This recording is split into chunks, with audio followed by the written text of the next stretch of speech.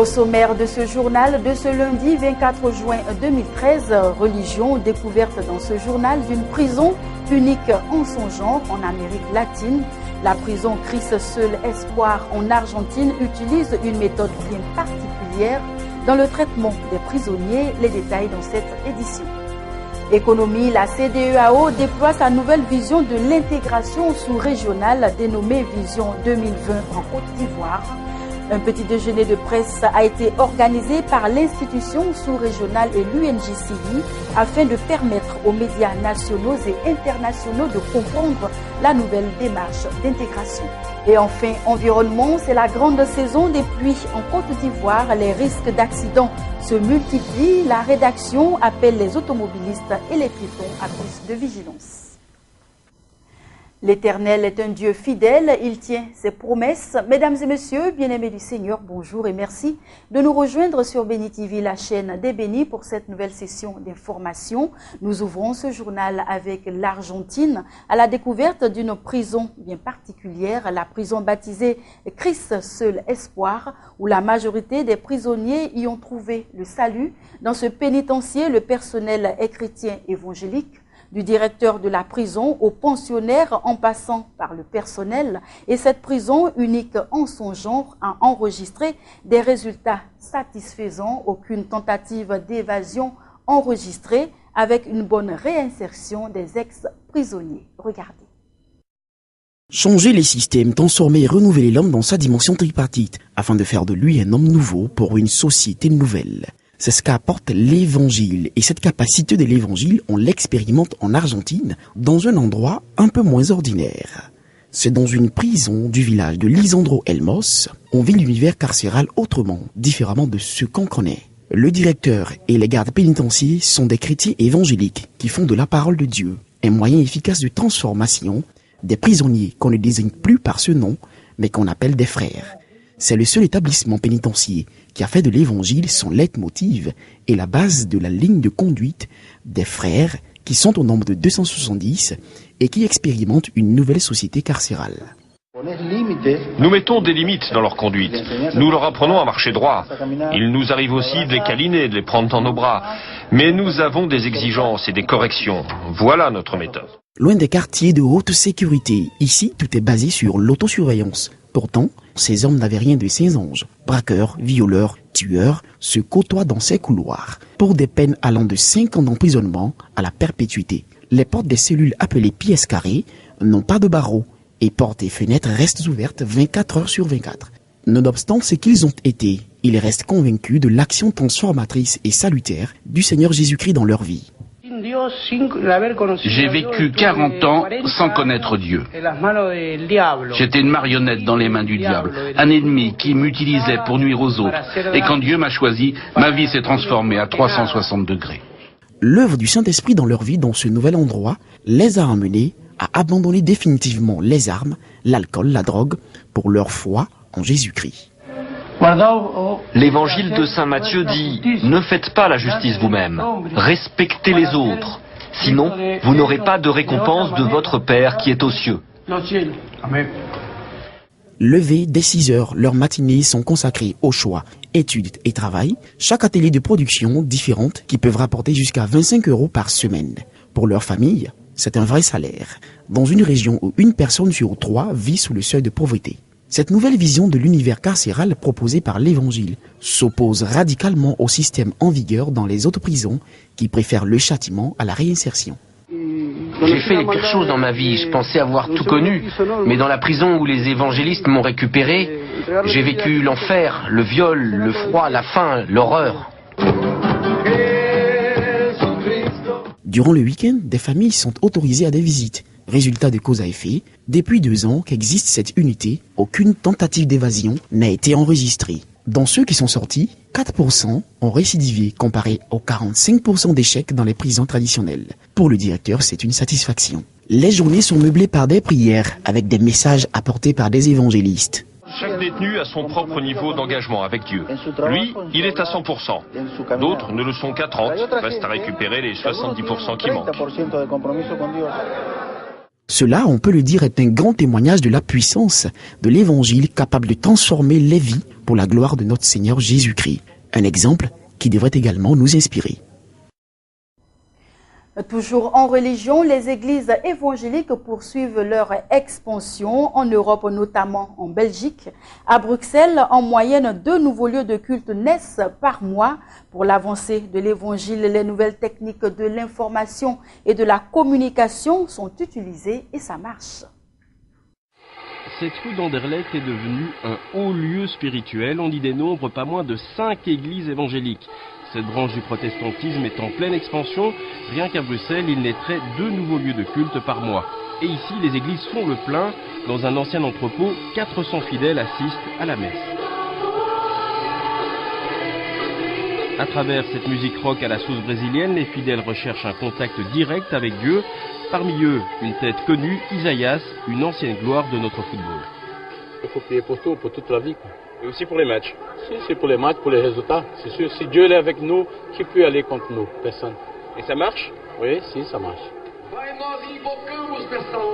Ce pasteur brésilien est venu évangéliser la Belgique. Pour l'aider, il peut compter sur la technologie moderne. Ses prêches sont diffusés sur Internet. Et pour ceux qui en redemandent, il y a ces DVD vendus 15 €. Au Brésil, les évangéliques forment un parti politique fort de 3 millions de fidèles qui croient dur comme fer au miracle. Dans mon cas, j'étais épileptique. On m'avait promis une épilepsie ad vitam aeternam. Et puis, par la prière, il y a une guérison qui se manifeste. J'ai même reçu des gens qui étaient morts et ressuscités qui est venu témoigner ici. Ressusciter les morts, qui dit mieux? Cette église africaine propose lundi de régler tout problème financier. Vendredi, une éventuelle possession démoniaque. Samedi, on se penche sur votre vie sentimentale. Tout est ici une question de foi, nous dit-on. La foi en Dieu, bien sûr, mais aussi dans des valeurs hyper conservatrices. Le pasteur Taylor est venu, lui, du Texas pour évangéliser un Brabant wallon de moins en moins religieux. Les gens religieux, ils ne fréquentent pas l'église comme avant. Alors, ça doit dire qu'il y a quelque chose qui manque dans leur relation avec Dieu. Alors, nous donnons une opportunité pour eux d'essayer quelque chose de différent. Le pasteur pourfend la décadence morale, l'avortement ou l'homosexualité. Son modèle absolu, la Bible. Pour vous, on doit régir la société selon la Bible, selon ce qui est inscrit dans la Bible. Exactement. Ça sera beaucoup mieux. Se soumettre à la loi divine plutôt qu'à la loi civile ou aux droits de l'homme, de quoi inquiéter l'Observatoire des sectes. Pour celui-ci, le courant évangélique est devenu un problème majeur en Belgique, en cause la personnalité du pasteur qui parfois se transforme en véritable escroc. À présent, nous parlons économie et nous revenons en Côte d'Ivoire faire passer la communauté d'une CEDEAO des États à une communauté d'une CEDEAO des peuples. Telle est l'ambition de la communauté sous-régionale et dans cet objectif, la CEDEAO, en collaboration avec l'UNJCI, a organisé un petit déjeuner de presse à Abidjan. Cela pour permettre aux médias nationaux et internationaux de comprendre cette nouvelle démarche d'intégration. Les détails avec Inès Koudugnon-Balé. Au cours de la 32e session du sommet de la CEDEAO, les chefs d'État et de gouvernement avaient adopté une nouvelle approche de l'intégration régionale, une nouvelle approche dénommée Vision 2020. En son cœur, faire passer la communauté d'une CEDEAO des États à une CEDEAO des peuples. C'est de cette vision, de cette nouvelle donne, que le président de la commission de la CEDEAO, Désiré Kadri Ouedraogo, a bien voulu que les spécialistes des médias, les journalistes, puissent être mieux imprégné de l'objectif. Et c'est dans ce cadre qu'un déjeuner de presse vient prendre forme pour porter une information capitale aux journalistes afin de mieux leur permettre de comprendre le langage de cette démarche d'intégration. Ce déjeuner s'est déroulé le mercredi 19 juin 2013 au Golf Hotel dans la commune de Cocody. Le contenu de cette information, la présentation des grands projets de l'Organisation ouest-africaine pour l'horizon 2020 et la mise en place d'une communauté économique prospère et enfin la création d'une monnaie unique pour cet espace qui permettra, selon le président de la commission de la CEDEAO, Désiré Kadri Ouedraogo, à la construction d'un marché commun plus compétitif qui va entraîner la sécurité alimentaire et nutritionnelle des populations. La vision de la CEDEAO, c'est de devenir véritablement une CEDEAO des peuples. Et comme je l'ai dit dans mon exposé, notre richesse, c'est finalement notre peuple, c'est finalement notre jeunesse. Et nous pensons que les Jeux de la CEDEAO sont un ferment de cette intégration régionale que nous recherchons. Permet à notre jeunesse de mieux se connaître, de fraterniser et de poursuivre l'idéal d'intégration afin qu'à terme nous soyons un même peuple en Afrique de l'Ouest. De bonnes intentions saluées par Traoré Moussa, le président de l'UNJCI, membre de la table de séance. Une occasion qu'il a saisie pour porter à la connaissance des dirigeants quelques obstacles sur le terrain. Notre rôle est d'informer la population et de rapporter les imperfections parce que vous savez que sur papier, il y a beaucoup de décisions qui sont prises, mais sur le terrain, l'application laisse à désirer. Par exemple, il est dit qu'il y a une libre circulation des biens et des personnes, mais lorsque vous prenez votre voiture et que vous décidez vous-même de vous rendre d'Abidjan à Lagos, vous verrez qu'à chaque frontière, on vous fera payer des montants qui varient d'un pays à l'autre. Et c'est des papiers officiels, c'est pas le racket à l'approche des frontières, c'est des sommes officielles qu'on vous demande de payer. Et quand vous payez dans des banques assermentées. Pour cela, donc je pense que si la CEDEAO veut véritablement devenir une CEDEAO des nations, si elle veut vraiment briser les frontières entre les peuples, il faut commencer par éliminer ces taxes illégales, à mon sens, si véritablement les pays sont intégrés. À ce déjeuner de presse, un protocole d'accord a été signé par le ministre de l'intégration africaine, Ali Koulibaly, et le président de la commission de la CEDEAO, Désiré Kadri Ouedraogo, pour l'édition 2014 des Jeux de la communauté prévus à Yamoussoukro, capitale politique de la Côte d'Ivoire. Ce week-end, les grands argentiers de la zone euro à Luxembourg se sont entendus sur la récapitalisation directe des banques par un fonds de secours. Ce fonds est appelé le MES ou Mécanisme européen de stabilité. Objectif, renflouer les banques d'un pays sans plomber le budget des États. L'Eurogroupe fait un pas de plus vers l'union bancaire. Cette nuit, les grands argentiers de la zone euro réunis à Luxembourg se sont entendus sur une recapitalisation directe des banques par un fonds de secours, le fameux MES ou Mécanisme européen de stabilité. Un mécanisme qui devrait permettre à l'avenir de renflouer les banques d'un pays sans plomber le budget des États. Nous sommes parvenus à un accord politique sur la recapitalisation directe du mécanisme européen de stabilité. Cet instrument est l'une des fondations de l'union bancaire. Je suis donc très heureux que nous soyons parvenus à cet accord. 60 des 500 milliards du fonds de secours seront consacrés à la recapitalisation directe des banques, et ce dès 2014.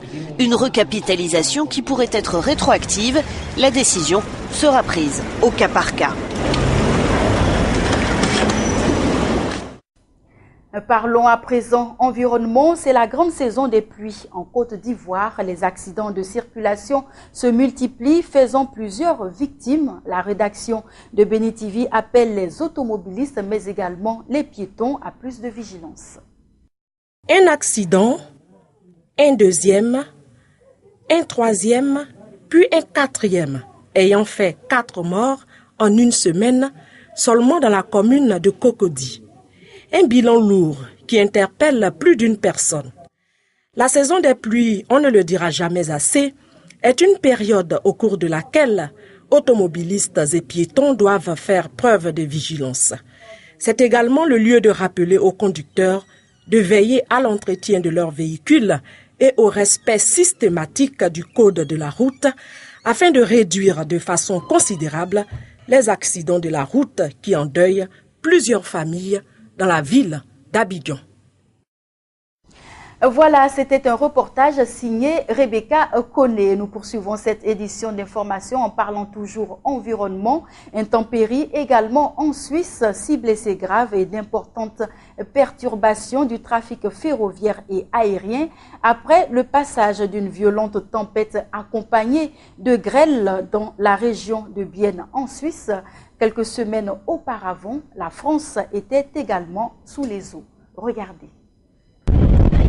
Une violente tempête accompagnée de grêle s'est abattue sur la région de Bienne en Suisse. Elle a fait 6 blessés graves et provoqué d'importantes perturbations du trafic ferroviaire et aérien. Les vents violents ont causé de sérieux dégâts dans le campement où logent les participants à la fête fédérale de gymnastique de Bienne, accueillant 60 000 athlètes et 200 000 visiteurs. Des grêlons d'au moins 2 cm de diamètre se sont aussi abattus sur Genève où près de 20 litres au mètre carré sont tombés en un quart d'heure.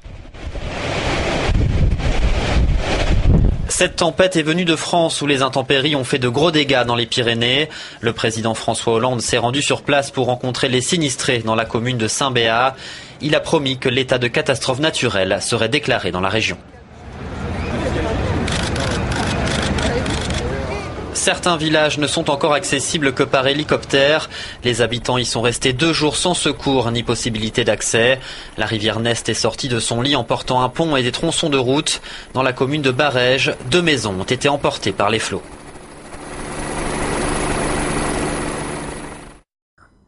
Épais brouillard de fumée à l'odeur âcre, l'état d'alerte a été donné sur l'île de Singapour. L'indice de pollution a atteint l'indice 400, dépassant très largement le seuil jugé dangereux pour la santé publique. La cité-État est plongée dans une inquiétude grandissante. Les masques de protection sont pris d'assaut. I feel unhappy about this situation. Au début, je pensais que ce n'était pas sérieux, dit cette étudiante. Mais plus le temps passe et plus, comme vous pouvez le voir, le brouillard est épais. Cela semble très dangereux. Ce nuage de fumée provient des cultures sur brûlis pratiquées largement sur l'île indonésienne de Sumatra. Outre Singapour, la Malaisie est également touchée par cette pollution. Ça devient très sérieux. Nous allons recommander la fermeture temporaire des écoles, explique le ministre malaisien de la Santé. Singapour et la Malaisie ont sommé les autorités indonésiennes à mettre un terme aux feux de forêt qui pourraient causer plusieurs semaines de pollution. Jakarta a donc sorti les grands moyens. Des hélicoptères ont largué des aérosols dans les nuages dans l'espoir de faire tomber une pluie providentielle. S'installer ou tenter de poursuivre plus loin l'exil, tel est le dilemme des réfugiés au Maroc, pays de transition, originaires de la Côte d'Ivoire, du Congo ou encore du Mali. Les réfugiés parlent à nouveau d'avenir. Écoutons ensemble quelques témoignages.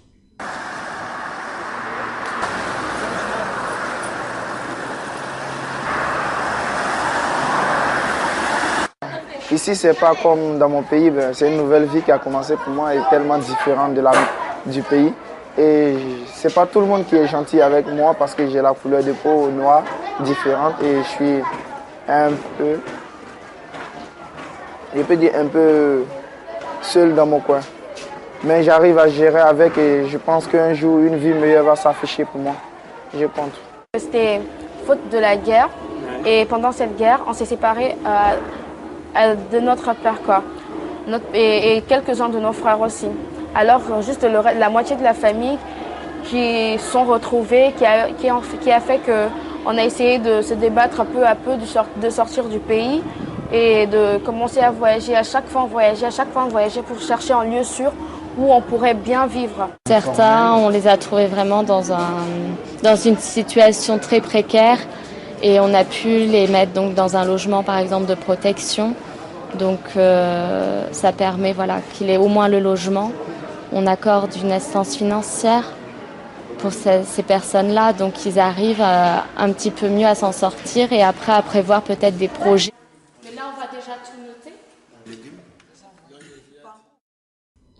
Parlant toujours de réfugiés, la barre des 2 millions de réfugiés syriens sera bientôt franchie. C'est le triste constat fait par le HCR à l'occasion de la Journée mondiale des réfugiés le 20 juin dernier. Le Haut Commissariat pour les réfugiés tire la sonnette d'alarme.